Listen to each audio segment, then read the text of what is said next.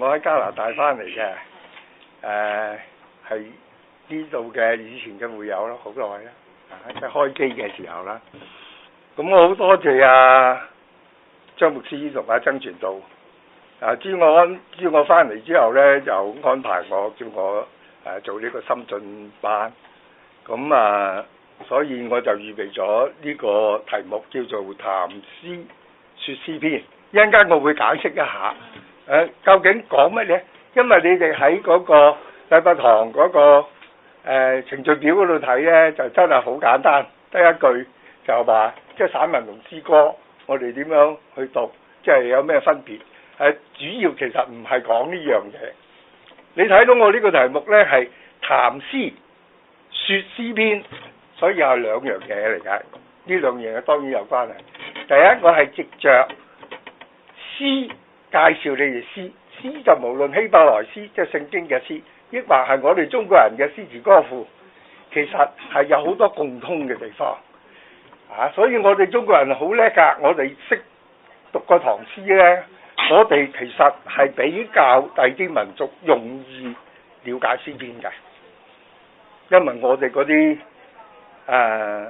詩嘅結構啊，講工整啊、對象啊、音韻啊，呢啲呢係嚴格過希伯來詩好多。咁但係神又點解唔俾以色列人用中文嘅呢？又用希伯來文嘅呢？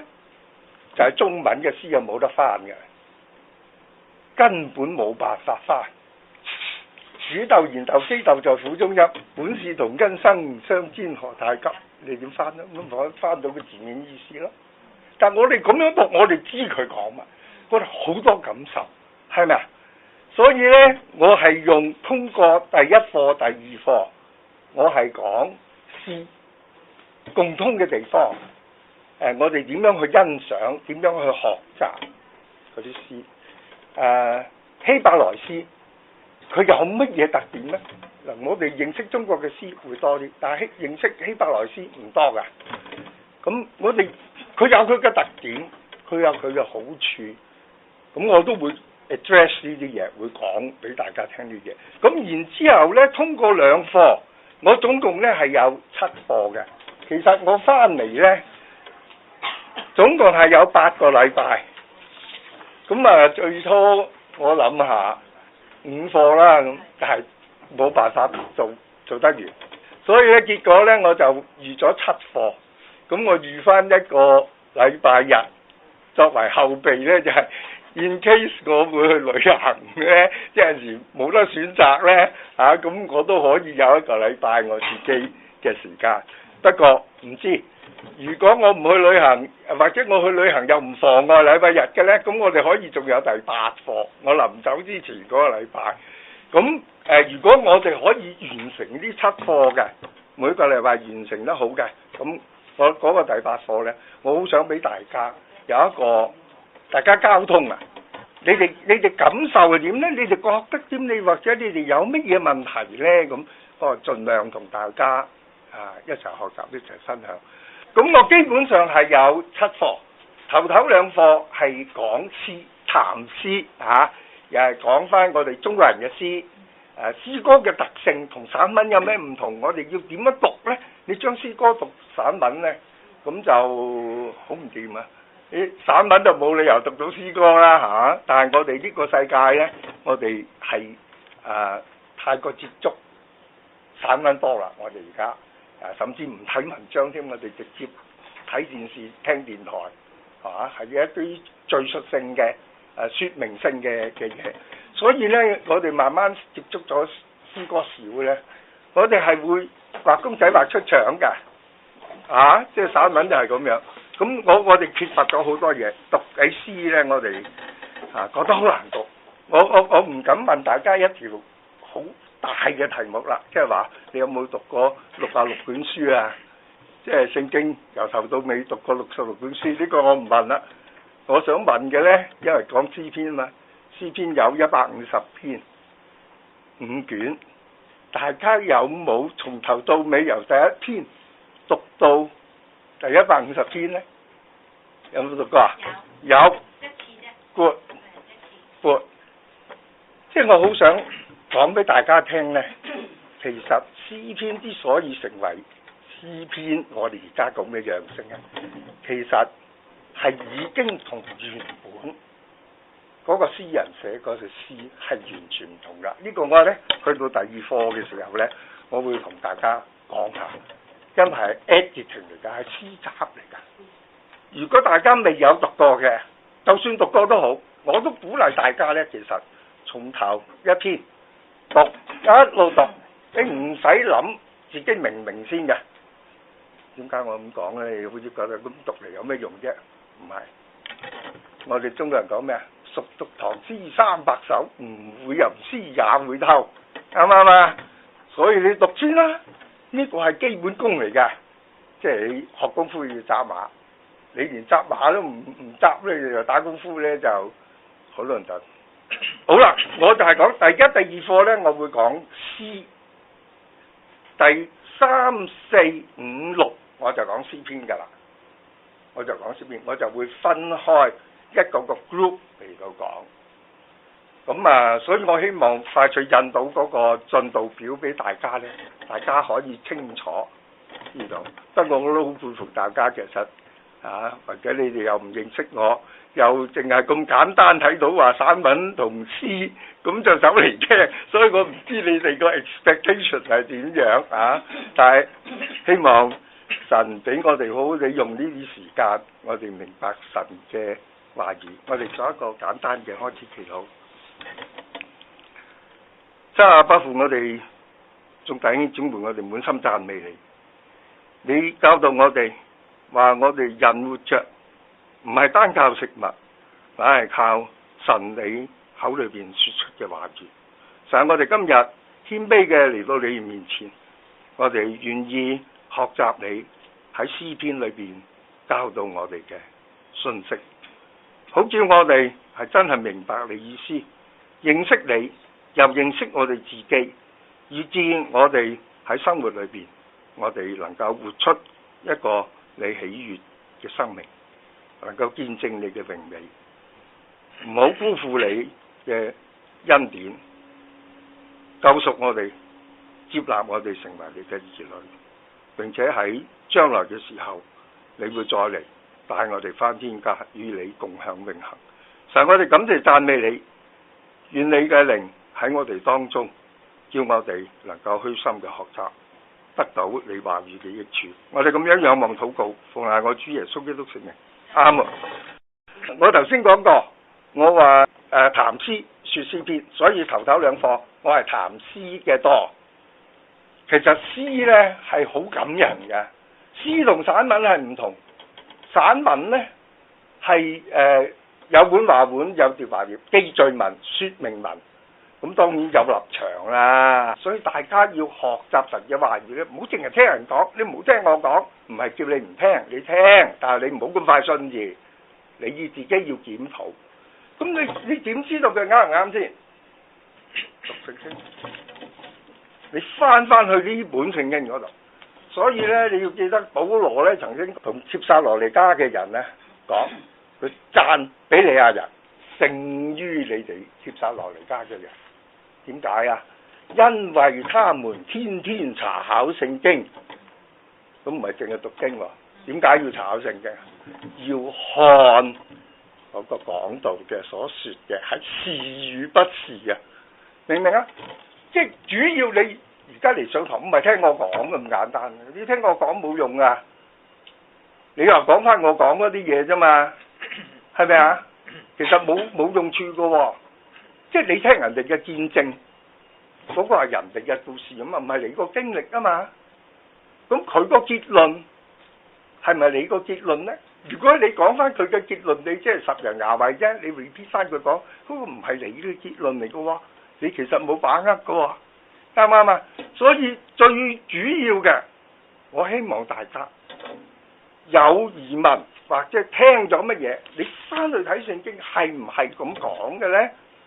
求神幫助啦，你唔明㗎，但係你求神幫助，我哋相信神係住喺我哋心裏面嘛，賜聖靈俾我哋嘛。你如果睇耶利米書呢，係講到新約嘅時候呢，佢神將佢嘅話語刻喺我哋嘅心板上，到時你唔使揾老師嘅，你求聖靈幫助，你就會明白讀經。我摸索讀經幾廿年，哇，痛到一頭灰，但係我唔明白點解。我去過4個教會，我服侍過4個教會，其實都冇一個教會真係教我哋點樣讀聖經。主學都係一卷書，咁啊個個主學先生都話呢卷書好重要。咁但係點解教呢卷書呢？咁我都好多問題嘅，即係點樣去讀聖經？我希望將來有機會呢，都同大家分享一下讀聖經。我自己幾廿年整理咗落嚟呢，都叫做有呢個學習，咁當然唔係唯一嘅，就係一個人嘅經驗啫。好啦，言歸正傳，講詩呢，我哋中國人讀唐詩啊，哇，真係好正嘅。我唔係專家啊，第一，我唔係文學嘅古文嘅專家，所以呢，我唔會去評論詩係點樣，但係我會講俾大家聽，讀詩我嘅感受係點樣。大家都讀過好多好動人嘅詩句，好似《長恨歌》啊，天長地久有時盡，此恨綿延無期，係咪啊？在天願作比翼鳥，在地願為連理枝。哇！你係好多想像空間，佢冇講話點樣相親相愛法啦。佢係用連理枝比翼鳥，但係呢個好大嘅空間，你自己去領受，你自己有你自己嘅比翼鳥嘅解釋，你自己有自己嘅連理枝，啱唔啱啊？詩之所以能夠感動我哋咧，就係咁，佢唔係畫公仔畫出場，佢俾好多 image 你㗎，好似李商隱嘅詩，春蠶到死絲方盡，蠟炬成灰淚始乾。中國好多詩呢，係俾你好多想像空間。詩之所以感人就係咁啊，咁可以接觸你心靈嘅深處，因為你有你自己嘅蠟炬，你有你自己嘅春蠶啊嘛。但係詩就引起你共鳴，好似話曾經滄海難為水，除卻巫山不是雲。你有你自己嘅巫山啦，你有你自己嘅滄海啦。中國人嘅詩呢，係好優美，但係好嚴格，因為我哋音韻平仄，我哋又講押韻，講對仗，字句有7言4言，幾5言，仲有律詩絕詩，我哋好多規格，所以呢，詩係好靚，欣賞中國詩係好靚，但係基本上係冇得翻唔到嘅。你翻到啲字眼，但係你翻唔到個意境，你翻到個意境，你亦都冇咗嗰種韻味。我哋中國人嗰啲平仄係好有規格，唔係求其，好似而家好多人寫新詩塞晒啲字落去，又長又短，咁就叫做詩，簡直不知所云。嗰啲好難感動你㗎，係咪？但係希伯來詩呢，就唔係喎，希伯來詩呢，就完全唔係講我哋嘅押韻，又冇平仄，又冇字句限長短嘅。咁希伯來詩有咩特點呢？好特別，佢係押意嗱，我哋係押韻，仲有對仗我哋所謂平體文係 parallel 噶嘛，拍住噶嘛。但係希伯來詩呢，係押意嘅，將個意思壓咗佢。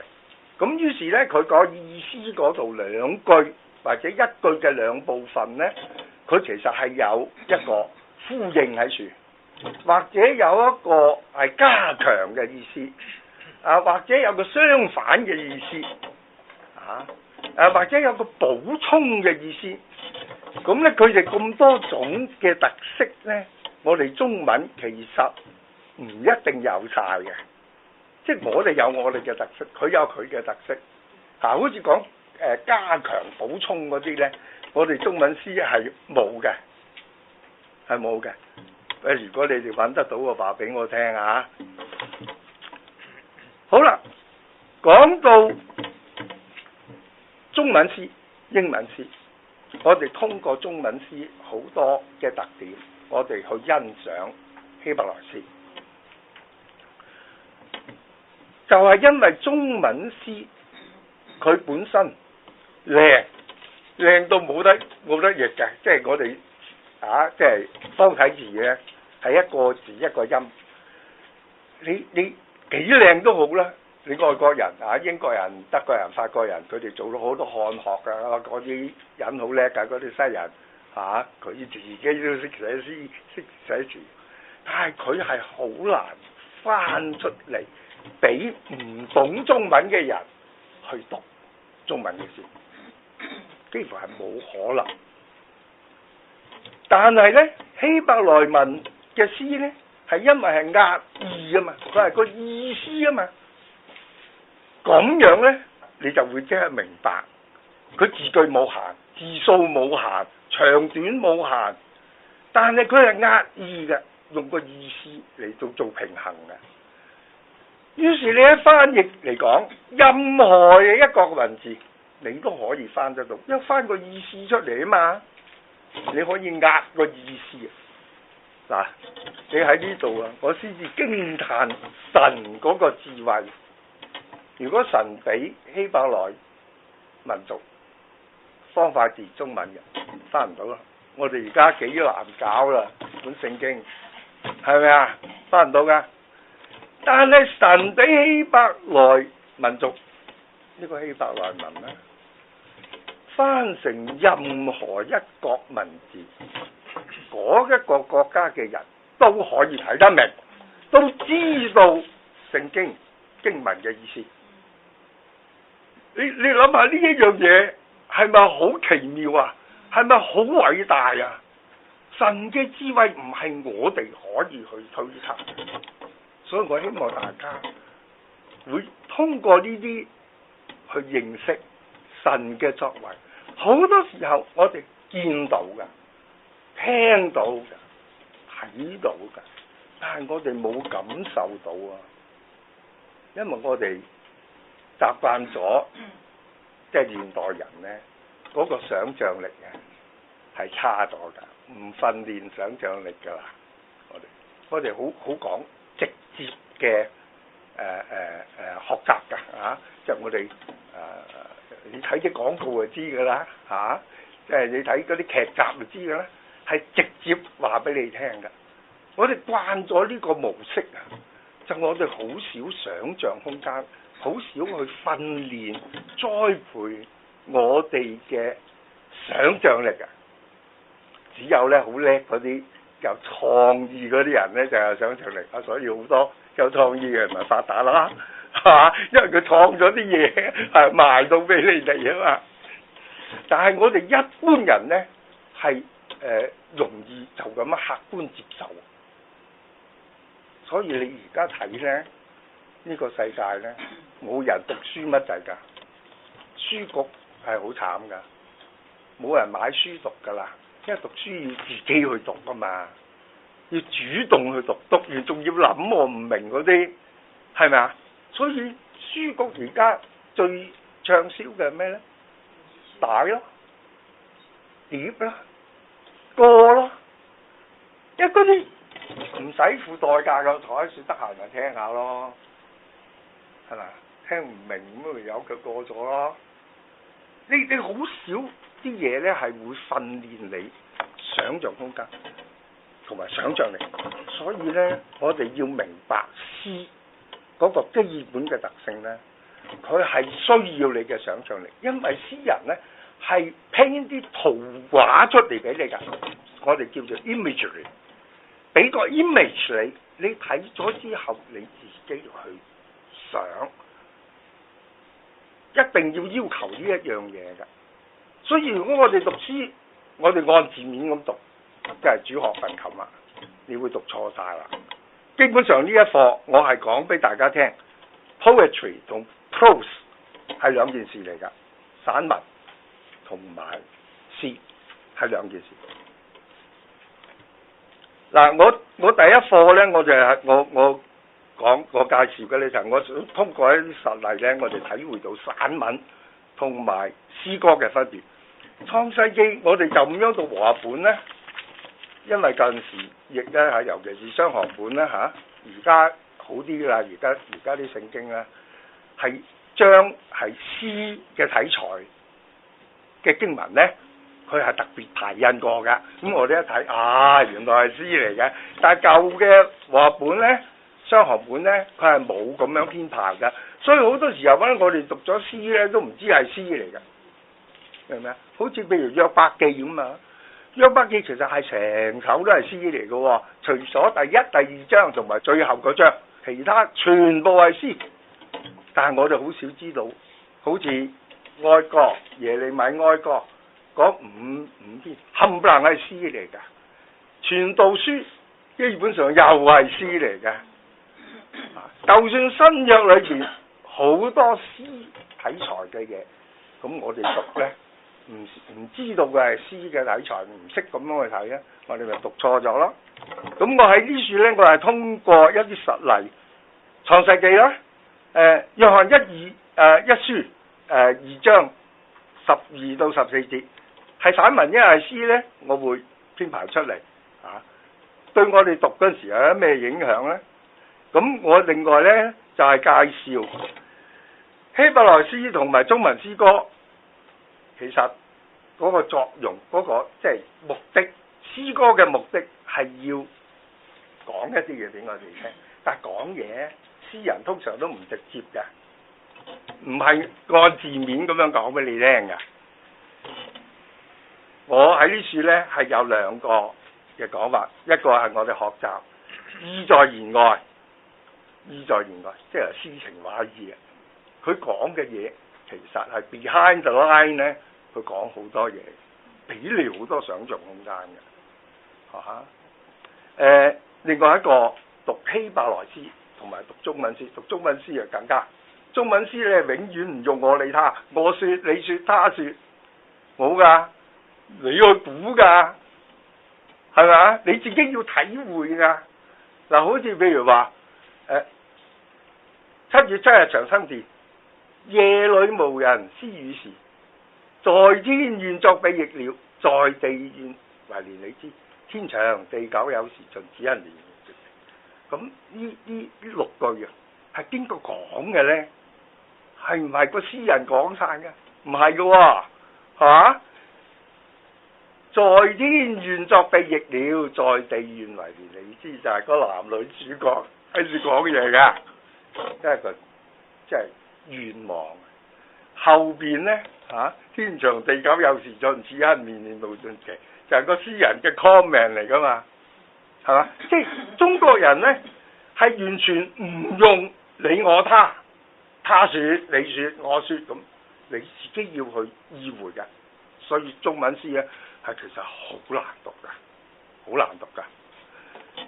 希伯來詩呢，其實好多時候呢，佢都唔講我理他嘅，咁又係要你自己去意會嘅喎。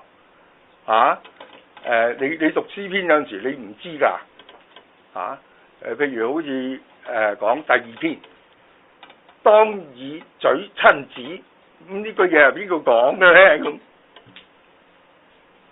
好多㗎，你自己留心去讀咧，你就會即係體察得到啦。不過希伯來詩咧，好多時候都用到你、我同埋他呢啲代名詞嘅。但係嗰啲你我他其實係佢講乜嘢嘢呢？咁我就要識得讀啦。咁我就會通過一啲實例呢，係同大家學習嘅。咁呢個係我哋嘅第一課。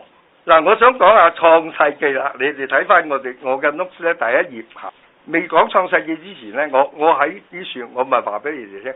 我話我以前讀經啊，我都同好多弟兄姊妹一樣啊，咪讀金句咯。哇，詩篇裏邊好多正嘢啊！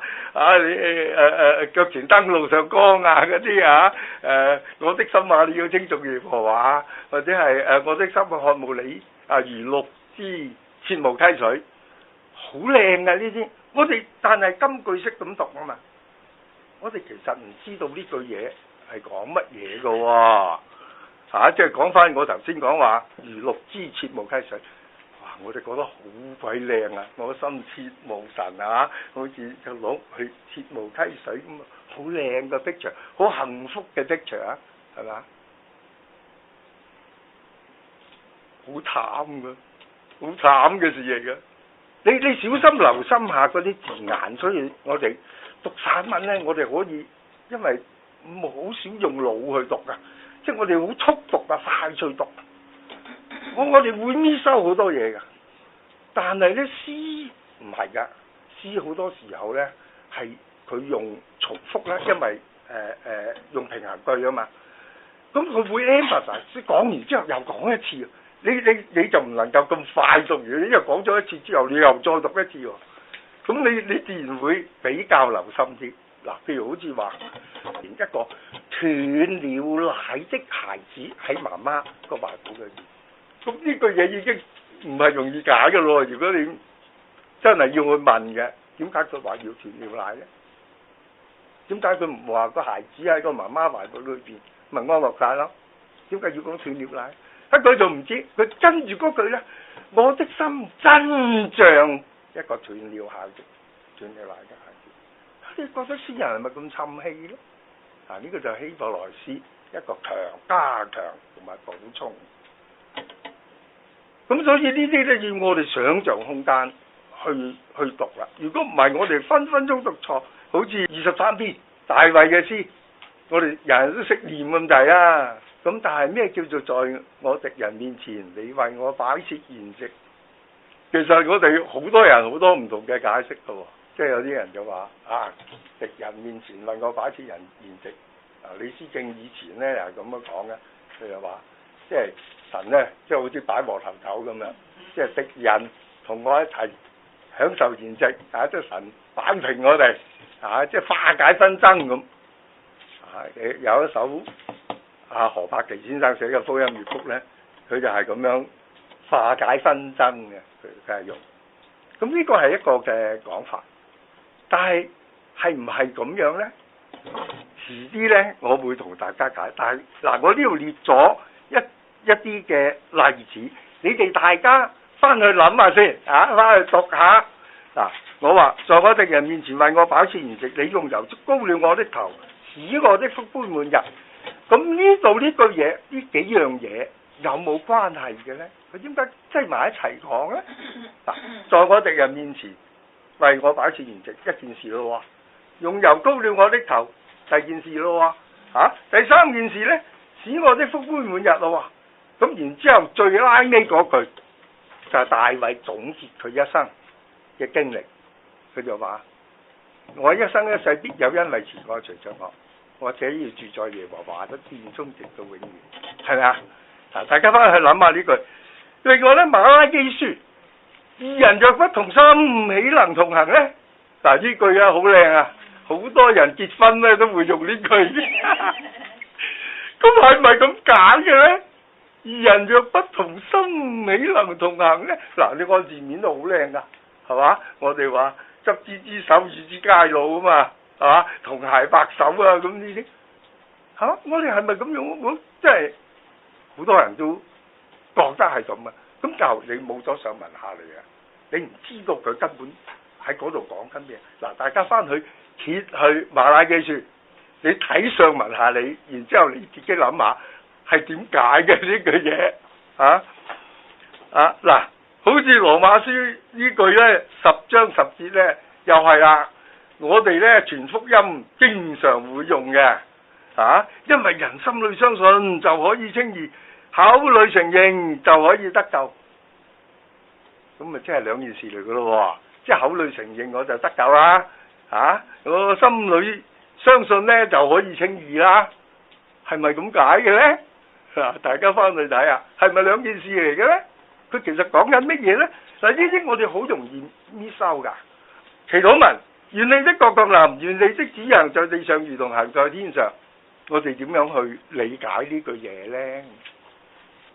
係兩件事啊，抑或一件事？呢兩樣嘢有咩關聯呢？喺啲書俾少少一個即係一個階段俾大家去諗，補充加強。呢個就係上半段同下半段嗰個意思，即係平衡嘅意思，壓意啊！如果你將呢句讀做詩啊，其實祈禱文係詩嚟嘅喎。願你的國降臨就上半段，願你的旨意行在地上如同行在天上咧，其實兩句嘢係講緊一樣嘢。咁即係話咧，願你的國降臨就係神嘅旨意行在地上咧，就係如同行在天上咧，就係神嘅國降臨。明唔明啊？即係你如果你識得用詩呢個平衡對嚟到讀唔同嘅意思嘅，不要我們遇見試探，救我們脫離兇惡，又係啊！好多人啊將佢拆咗兩個字，話唔好俾我哋有試探啊，係嘛？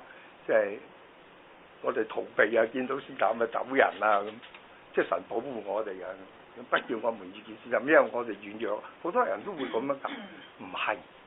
你將呢兩句上下句壓意平衡嚟睇咧，不叫我們遇見試探，救我們脫離兇惡，其實係講緊一樣嘢，即係話咧係求神喺我哋面對試探嘅時候咧，能夠帶我哋去經過，就唔係叫我哋逃避嘅。咁係你明白咗詩同散文嘅不同咧，你讀起上嚟咧，你會更加能夠體會到神嗰個意思。你哋掀去 Appendix 11嗰度咧，我列咗創世記俾大家睇。左手邊嗰啲咧係和合本嘅經文，即係用散文嘅方式嚟排列。我另外咧喺右手邊嗰個 column 咧，我係將同樣嘅經文、同樣嘅字，但係作為詩嘅排列，咁你就會睇到個 pattern 㗎，因為佢係壓意嘅。你睇到神説嚇，然之後裏邊咧就神看神稱嗱，然之後到第二日，這是頭一日就咁樣寫。第二日又係神説，神就做出神稱，你睇唔睇啦？即係好工整嘅。咁呢個就係詩啦。嗱，我將嗰啲字咧 highlight 咗佢，深色係俾大家睇。你咁樣嚟到讀咧，係另外一種感受。我唔喺啲書同大家讀啦。你反到去後邊咧，我係將英文嘅 Eugene Peterson 嗰本 The Message 好好嘅譯本嚟㗎，好嘅譯本，好多意譯，但係 modern 嘅，即係我哋現代英語，佢係好容易睇嘅，但係佢唔係直譯嘅，唔係一個個字譯，唔係好似呂振中咁樣。咁嗱，你睇到佢啲字，佢排列咗咧，又係 God's book，咁啊，然之後下邊一句 It was evening, it was morning， 就 day one， 就 day two， 睇唔睇到啊？呢個就係詩嘅睇法啦。詩佢有佢自己嗰個 pattern 嘅。關於創世咧，有好多人寫。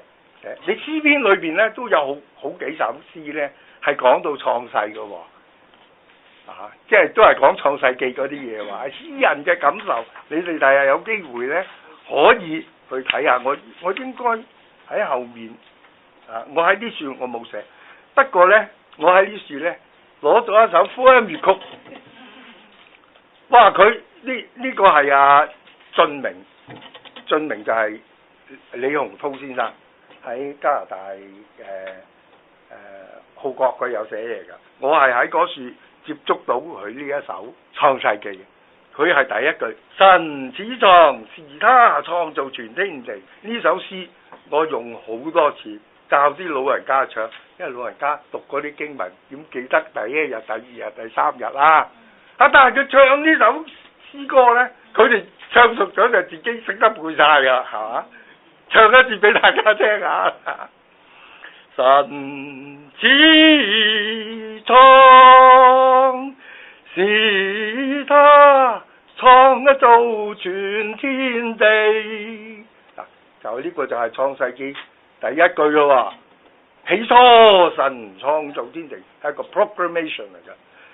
淵面黑暗，神先定出晝夜期，佢創造了光。次日將水上下分開，創造空氣，創出天空。第三日裏，聚水於一起，全地也老了，海亦乍然美。做了果菜，做了草木地，做出眾星光體，到第四天，定節令基好光照灑大地。神第五天，做出水裏魚，再創飛禽，各從其類又或飛。神到第六天，創造蟲類，兼牲畜共走獸，多生長，走動遍地。又根據他自己的式樣創造人，叫佢管動物，叫佢管大地，又給他大福氣，又給他千樣美，完全是靠話語，神成就創造美。第7天到，是安息日期，然之後再總結翻呢個，是他創造全天地，好精彩㗎！我好佩服有好多填詞人，佢將一啲經文、一啲故事、聖經嘅故事寫出嚟。我第日有機會同大家分享一下詩篇23篇，阿何柏奇先生寫嘅福音粵曲，真係好精彩。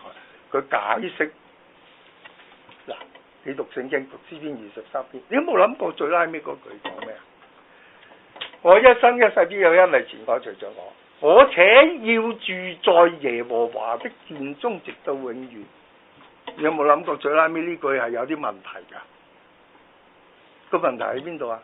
耶和華的殿唔係俾人住嘅，係咪啊？點解佢咁講咧？我且要住在耶和華的殿中，直到永遠。嗱，呢個就係詩與散文嘅唔同。你散文就搞唔通啊，詩係搞得通。佢即係話咧，我願意一生一世同神喺埋一齊。我住喺耶和華的殿中，我就親近神，永世親近神啊嘛。大衛知道唔可以㗎，但係佢都要咁講啊！呢個就係詩啊嘛，所以你唔可以照字面去搞，因為點解呢？聖殿係大衛策劃㗎，編制係佢定嘅，祭司啊、歌詩班啊，佢唔會唔知㗎。至聖所邊個人可以入去啊？大祭司，唔係任何一個祭司，大祭司係咪成日可以入去㗎？唔係。一年只可以入去一次嘅啫，而且呢，佢入去嘅時候，大家知唔知啊？揾條繩綁住個腰，佢一路行入去外邊嗰啲人執住條繩嘅。如果佢喺入邊有咩行差踏錯，俾神擊殺呢，係冇人入得去救佢，屍體都攞唔出嚟，所以要揾條繩掹翻佢出嚟。呢啲就可以，所以咧，你知道晒呢啲嘢，你就知道我且要住在耶和華的殿中，直到永遠。嗰個唔係文字嗰個意思。你其他仲有好多詩篇咧，一樣係講緊詩人想親近神，住喺耶和華嘅殿。所以我哋唔好按字面解。你明白咗詩咧，你就唔會去自己去即係亂咁話，聖經都亂咁講嘅，唔係啊。好啦，我哋翻去約翰一書2章嗰度咧嚇，大家可以翻去睇下。不過我喺後邊嘅一課或者第2、第3課，我會講到呢個嘅，到時我再同大家分析。我列晒出嚟㗎都。詩歌仲有一樣嘢嘅特色，我要講嘅咧係好誇張。中國人咧就即係 page 2詩歌嘅特色，除咗話有一個 image 要我哋想像咧，第二咧詩歌嘅特色就係好誇張㗎。你所以唔可以按字面嚟到睇㗎。我哋中國人嘅詩，我哋有啦。飛流直下3000尺，疑是銀河下9天。哇！呢啲好誇張啊！講個瀑布撞落嚟3000尺喎。嗱，好似我哋講李白嘅，君不見高堂明鏡悲白髮，朝如青絲暮成雪。一夜白頭嘅，一日白頭啊！即係呢啲係好誇張嘅説法嚟嘅。白居易《長恨歌》：上窮碧落下黃泉，兩處茫茫都不見。佢係咪真係上過天落過地府咧？咁好誇張嘅講法。所以你話希伯來詩有冇講啲咁嘢？有，一樣啊！希伯來詩咧。大衛講啊，佢凄涼嗰時啊，佢喊啊，日日以眼淚洗面啦。我哋中國人講，佢話佢用眼淚嚟飲食啦，即係食眼淚啦。我哋話用中國人講個眼淚洗面啊嘛。哇！你睇下嗰首詩，大衛講到幾離譜。佢話佢啲眼淚多到咧係浮起張床，浮起個天竺。唔知你哋記唔記得啊？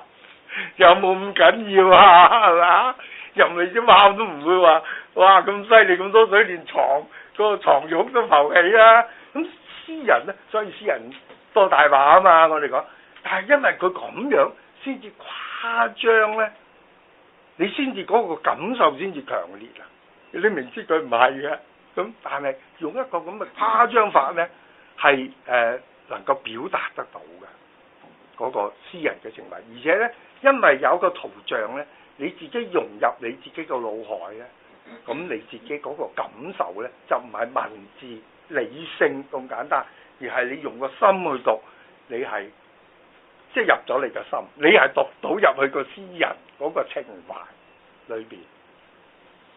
咁所以我哋讀希伯來詩咧，我哋自己就要明。所以我下邊嗰度有一講話，遮物傳情，意在言外。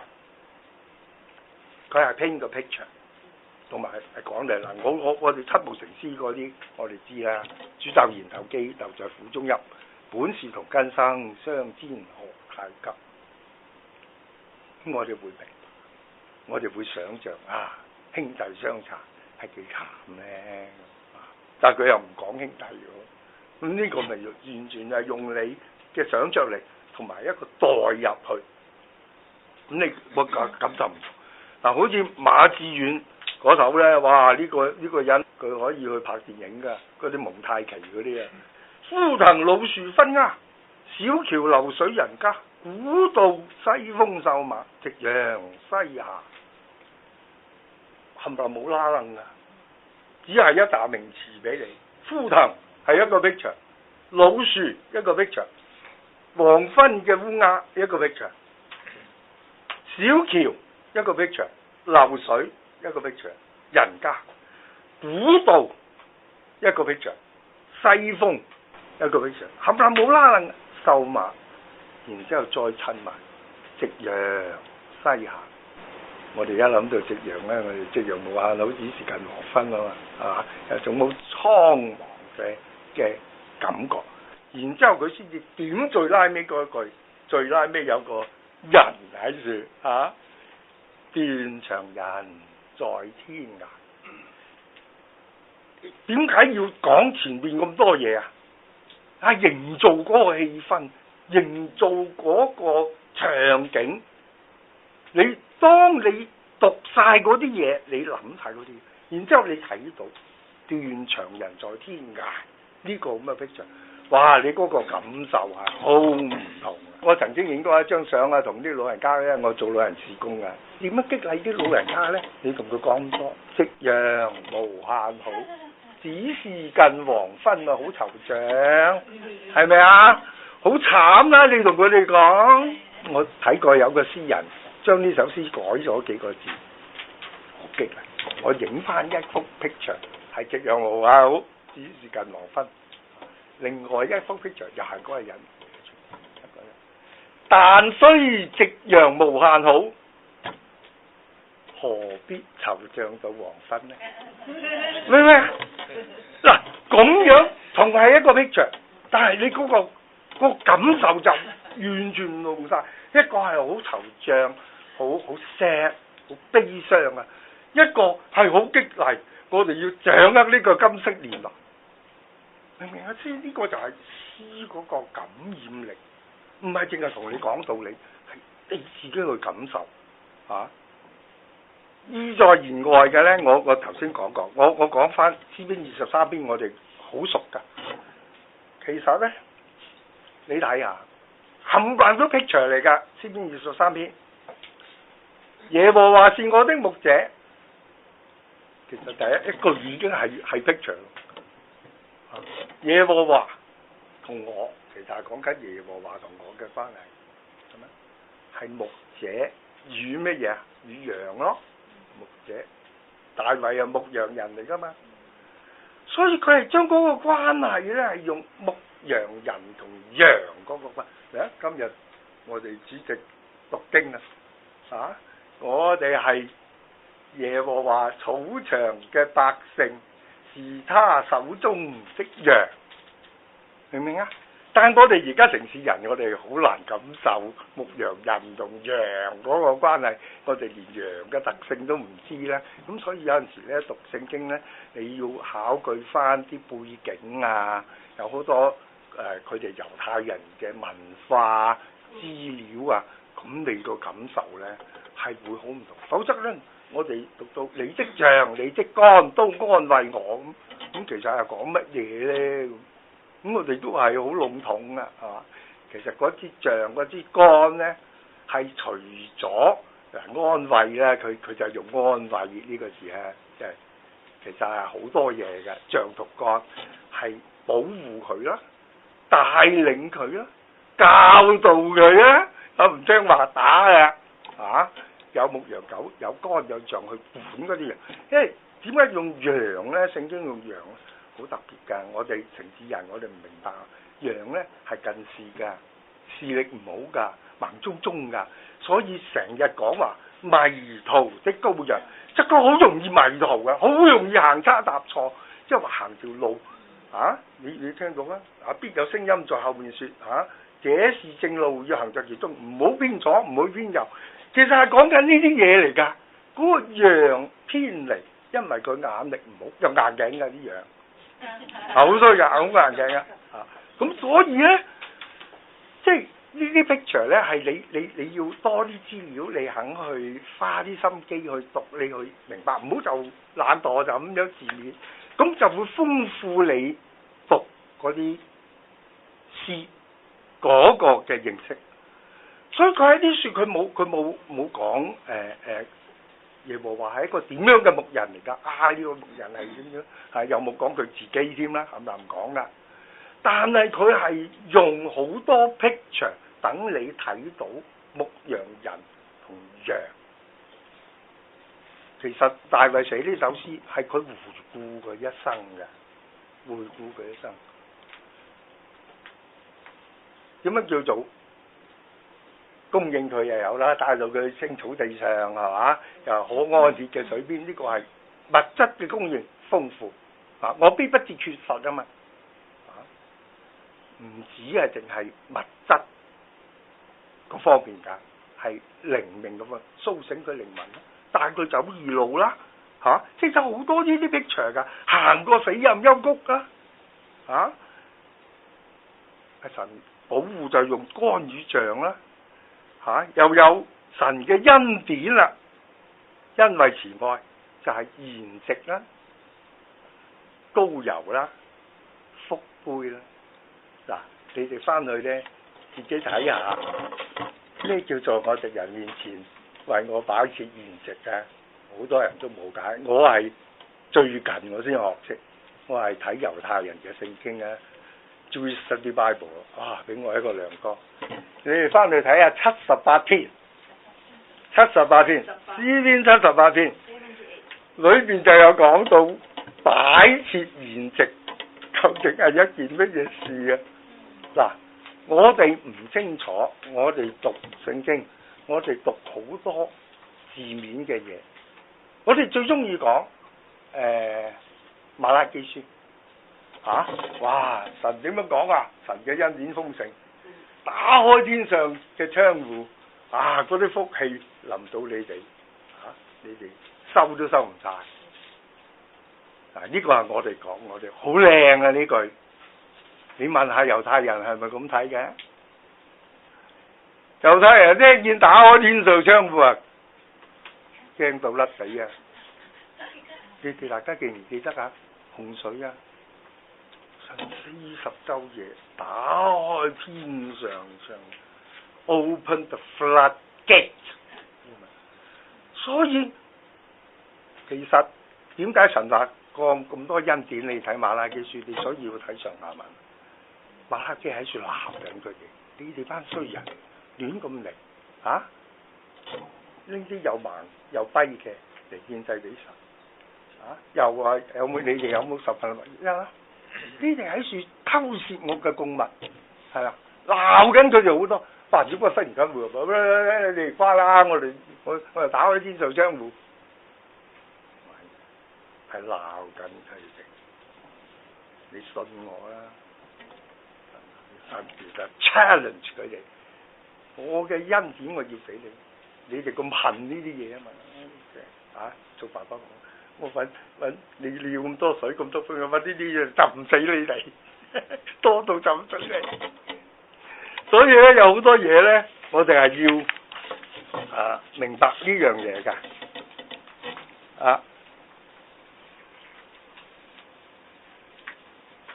係啦，講翻 image 啦，我講話神啊，我的心渴慕你，如鹿之切慕溪水。呢句好靚，我寫過俾人㗎啦，都係讚美神嘅，覺得好溫馨嘅。唔係係唔係咧？你哋自己作一個判斷。我喺個 note 我有幅圖畫嘅，好多年前，當我女仲係讀緊中學嘅時候，我叫佢畫俾我嘅。咁你哋就睇下咩叫切慕溪水啊？你認為邊幅圖畫先至啱呢句？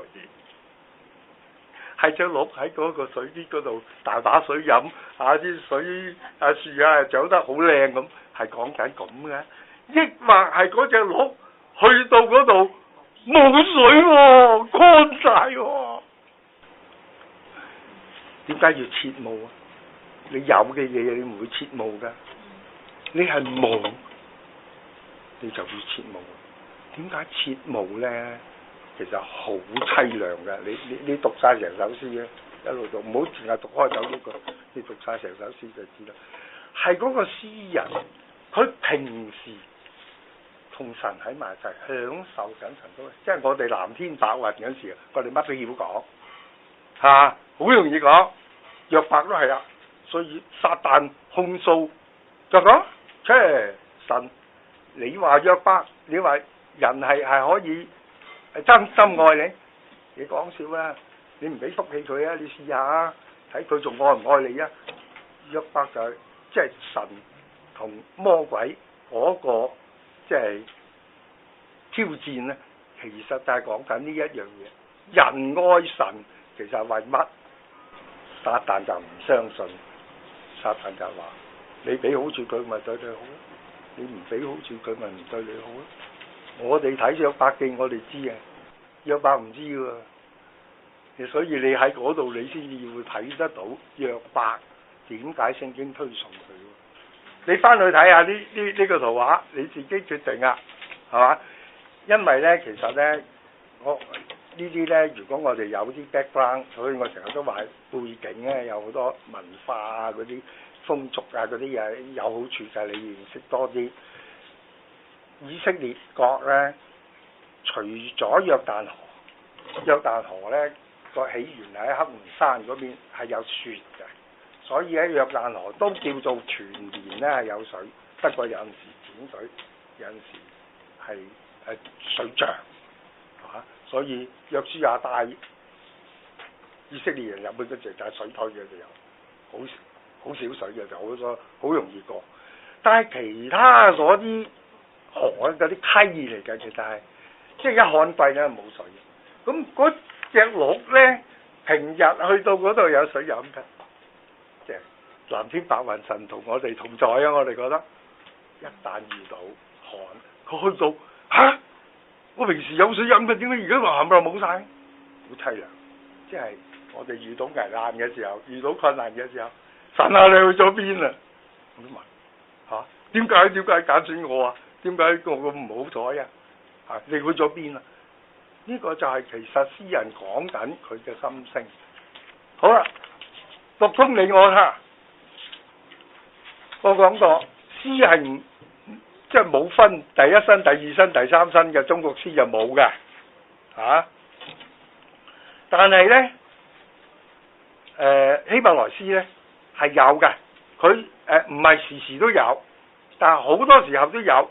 但係詩裏邊呢夾雜咗一陣時又講你，一陣時又講他，一陣時又講我，都可以係耶和華說嘅喎。咁所以你要讀通啦。上下文你要讀得通啦，好似詩篇46篇12有一句，你們要休息，要知道我是神啊！呢句又係攞命噶，就係我哋咧按字面散文咁讀呢，就錯晒。我睇過有啲教會呢，退休會啊，係用呢句噶，因為照字面講嘛，你們要休息，要知道我是神啊咁啊退休咪啱啦你啊。係咁解㗎呢句，你們要休息。呢個休息呢，係因為和合本翻譯嘅時候嗰啲係舊嘅文字啦，所以而家我哋有咁多新譯本，就用翻我哋 modern Chinese 嘅用法嚟譯。你們要休息嘅即係嗱，有好多人唔同解㗎，有啲人就話呢句嘢係對嗰啲外邦人講嘅敵人啦，因為嗰度。嗰成首詩又講地動山移啦，好恐怖啊！係敵人攻打佢哋好慘噶。咁點解忽然間會你們要休息呢？有啲人就話神喝令係嗰啲外邦人，即係佢攻擊佢嘅。喂，你唔好嚟啊！停止啊 ，stop 咁。咁啊有人呢就點解呢？就話係神對佢嘅子民講，定啲嚟，唔使驚，要知道我係神。明唔明啊？所以你要睇你自己嘅感受，我唔敢講話一定係點樣，但係你自己去領會嗰篇詩點樣講，因為嗰度講到呢係神點樣喺地動山移嗰度會保護佢哋，即係話你哋咁面對呢啲咁嘅環境啊，你唔好驚，即係我哋講到嘛，唔好騰雞啊，唔好亂嚟啊，定啲嚟啊擺喺度。係嘛？咁呢個就係我嘅領受，咁啊就係供俾大家參考下，就係嗰啲我利他嗱。然之後呢，你哋有時間翻去讀清楚我呢度嘅我利他之後呢，將來我都會同大家讀詩嘅時候解釋嘅。我通常係詩人對自己嘅稱呼嚟㗎，通常都係嚇。但係有時呢，係用代表神嘅喎，係當佢引用話耶和華講嘅嘢嘅時候呢，耶和華講嘅時候，我乜乜乜乜，咁嗰時嗰個我呢，就係神講噶啦嚇。嗱，好似話你求我，我就將列國賜你為基業，將地極賜你為田產你們要休息，要知道我是神。呢個我咪唔係詩人講啦，唔係耶和華講嘅呢句説話。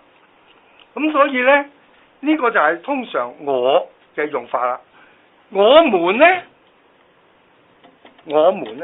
通常都係代表以色列群體，即係話神嘅子民就用我們嘅。你呢，就詩人稱呼神，你通常係咁樣噶。但係詩人有陣時同自己講嘢，佢用個你要好特別㗎呢樣嘢。我用個例子，我的心啊，你為何憂悶？好特別，亦都係對我哋其實好有用處嘅呢句説話。佢其實係講緊一樣好特別嘅嘢，即係詩人抽離咗自己，同自己傾偈啊！明唔明啊？佢同佢自己傾偈。嗱，我哋好少呢個 exercise 嘅。其實我哋好多時候，我哋要反省，我哋係需要自言自語嘅，需要自己同自己傾偈。我自己覺得呢一個咁樣嘅做法係好幫助到自己嘅，因為你咁樣，你抽離咗自己，再睇翻自己嘅時候呢，你係唔同角度㗎。你唔會咁 bias 㗎，係咪啊？所以話我的心啊，你睇到詩篇裏邊有好多都係我的心啊，你為何憂悶？我的心啊，你要稱謝耶和華。我的心啊，你要唔好忘記神嘅一切恩惠。佢同自己講嘅，佢 remind 翻自己 ，review 翻自己。我哋而家現代人嘅最缺乏係呢一樣嘢，我哋好少太忙啦。我哋好少反省，好少 look back， 係嘛？我哋一俾我見喺地鐵就個男女老幼都係喺處撥緊機嘅，咁點會反省啫？係嘛？你們呢就係多數係做教導嗰啲，或者神稱佢嘅子民就用你們嘅。他呢，他和他們呢喺詩裏邊呢，通常係指敵人。惡人你們嗰啲就係義人啦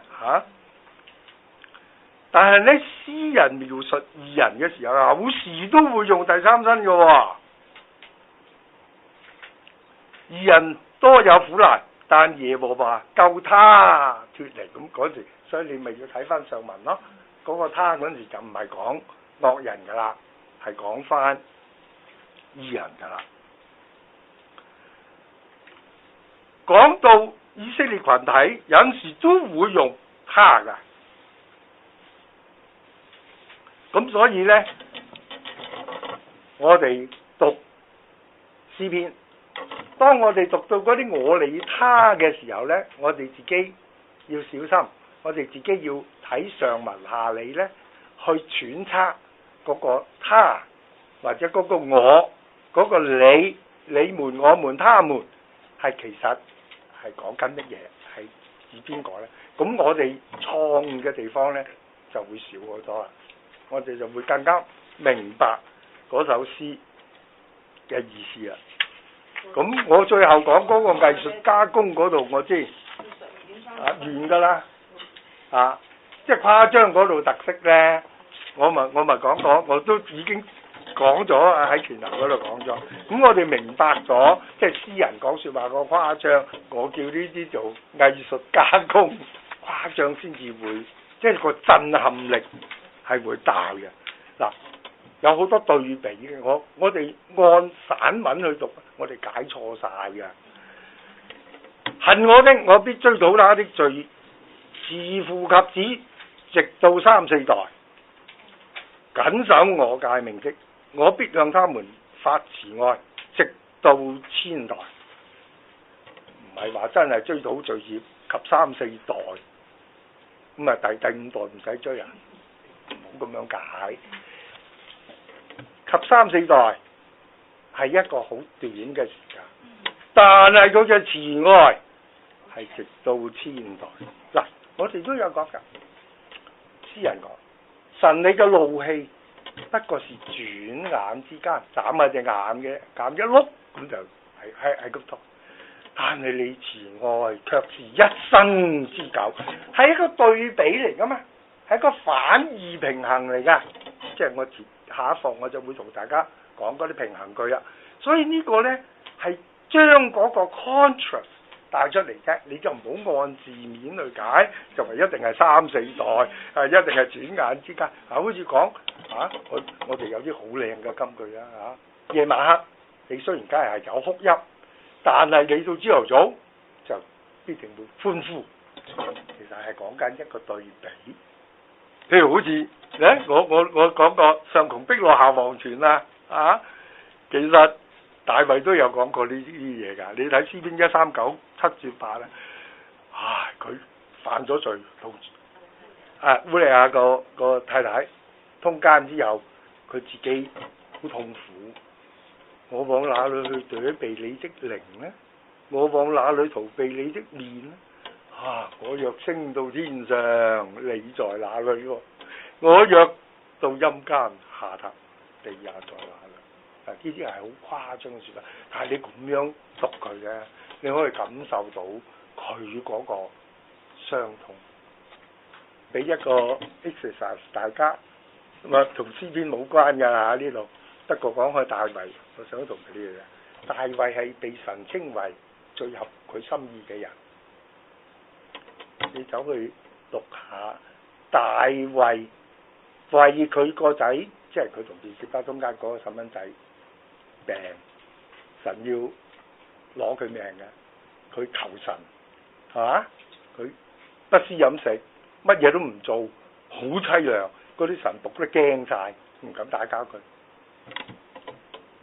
然之後呢，佢發覺嗰班神僕開始自雜講嘢，大衛好聰明，知道咧神係攞走嘅細蚊仔，問嗰班神僕話係啊。嗱，你諗下，如果你設身處地，你會點樣反應？嗰班神僕就驚死啊！哇，佢個細蚊仔未死嘅時候，佢搞成咁嘅款啦，係嘛？如果話俾佢聽死咗，咁咪好唔掂。但係你翻去查下嗰段聖經啦，你睇下大衛做乜嘢咧？真係佩服！我以前我好唔服大衛㗎。我話我自己做基督徒，我冇衰啊，係嘛？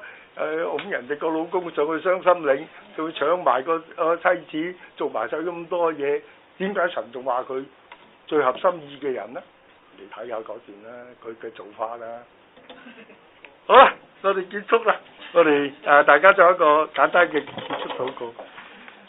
但係我哋真係滿心感謝讚美你，你俾機會我哋眾弟兄姊妹可以分享你嘅話語，學習你嘅話語，以致我哋更加係認識你，更加了解自己，從而係將你嘅話係當係我哋路上嘅光，我哋腳前嘅燈，以致我哋行走我哋人生路嘅時候，我哋唔會偏離靠左或者靠右，乃行在喺你嘅正道當中。